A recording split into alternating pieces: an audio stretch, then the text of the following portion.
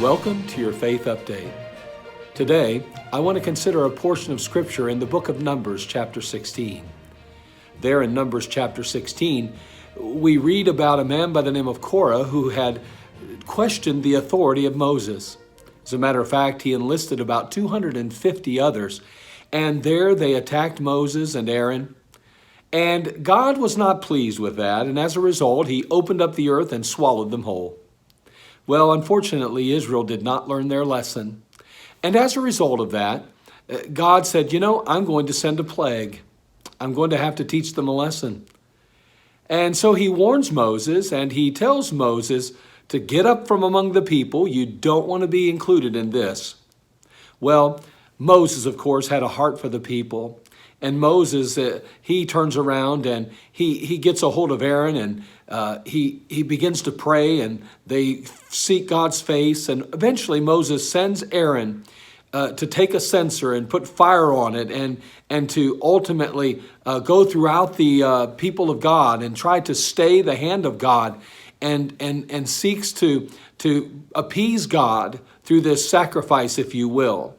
Well, the passage in chapter 16 addresses this, and it says, "And Aaron took as Moses commanded, and ran into the midst of the congregation, and behold, the plague was begun among the people, and he put on incense, and made an atonement for the people, and he stood between the dead and the living, and the plague was stayed."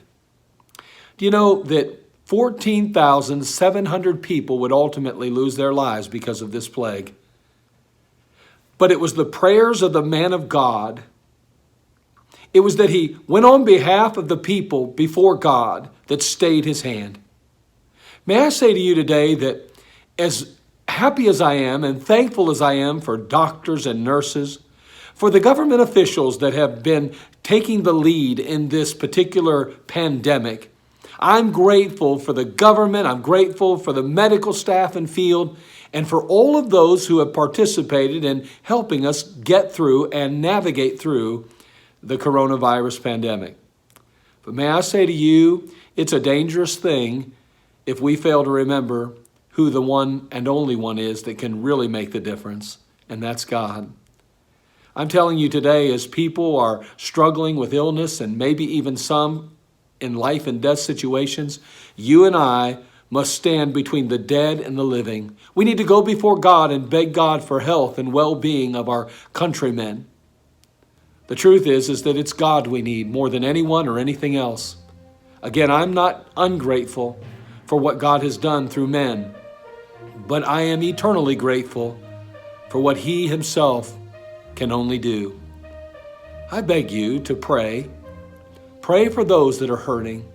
Pray for those that are in need. As helpful as the government may be, they cannot do what God can do. America needs God. More than a stimulus check. More than some $2.2 trillion bailout. We need God today. May God help you and I both to stand between the dead and the living.